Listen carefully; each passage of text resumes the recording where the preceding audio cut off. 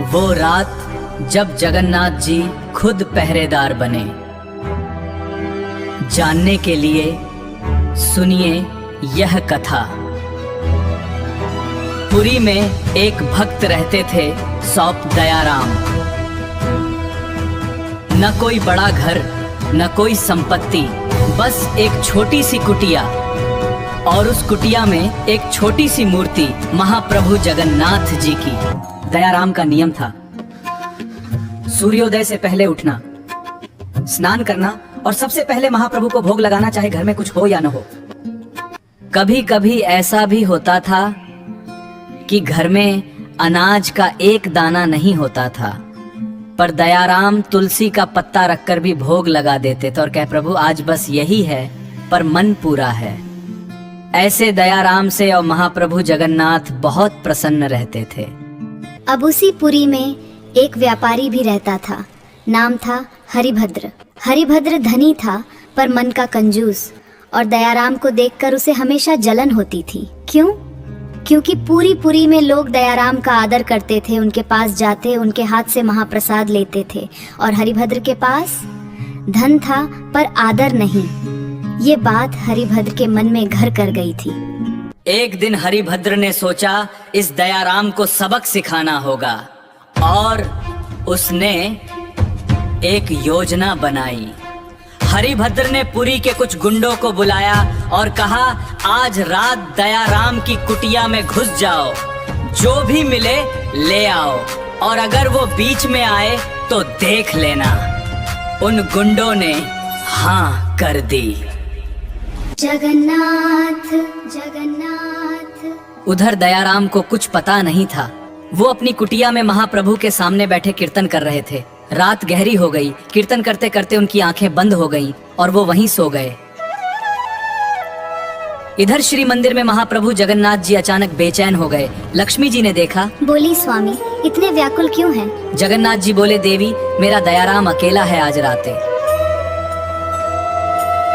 लक्ष्मी जी बोली तो? बोले उस पर संकट आने वाला है।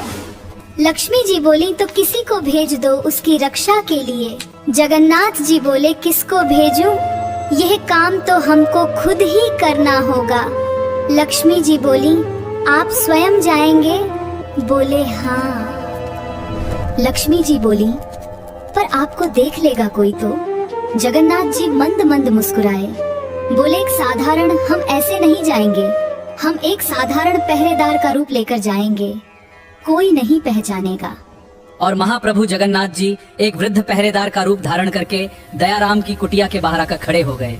रात और गहरी हुई। तभी वो गुंडे आए, 4-5 लोग, हाथों में हथियार, आंखों में बुराई। जैसे ही कुटिया के पास पहुँचे, एक वृद्ध को खड़ा देखकर रुक गए।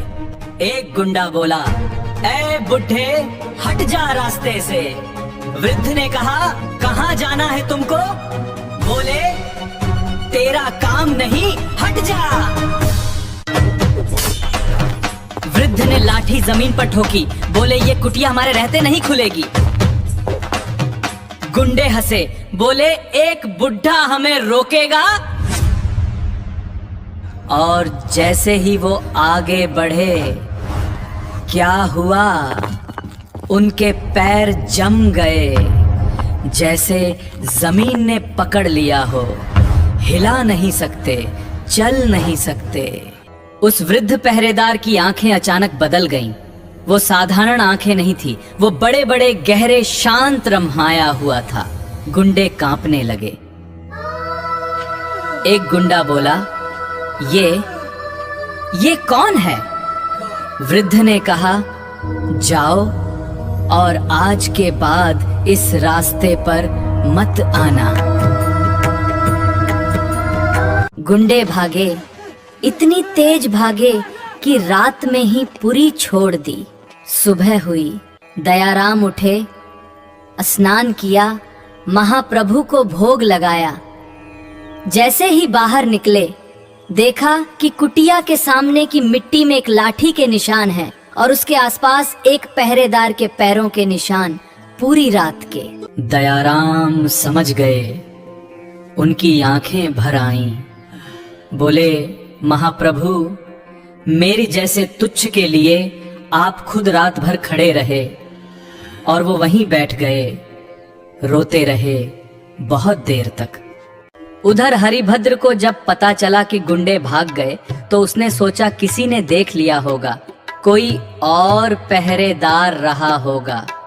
पर जब उसने गुंडों से पूछा तो उन्होंने जो बताया वो सुनकर हरिभद्र का मन बदल गया। वो खुद दयाराम के पास गया।